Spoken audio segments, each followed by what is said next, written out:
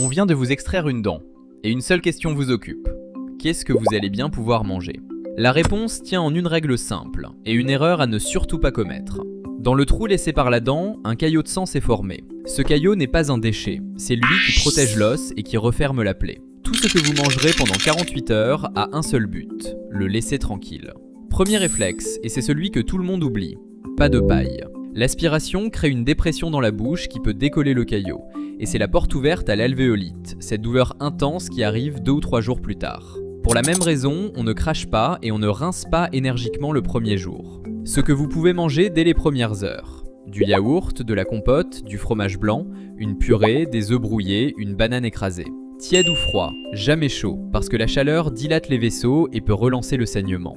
Ce qu'il faut écarter, tout ce qui contient des petits grains, riz, quinoa, sésame, pépins, parce qu'ils se logent dans l'alvéole et ne s'en délogent plus. Écartez aussi le croustillant, le piquant, l'acide, l'alcool.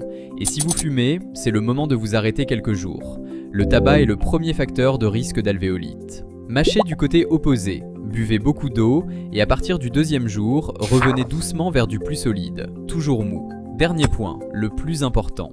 Si la douleur augmente au lieu de diminuer après le 3e jour, ce n'est pas normal. Reprenez rendez-vous chez votre dentiste.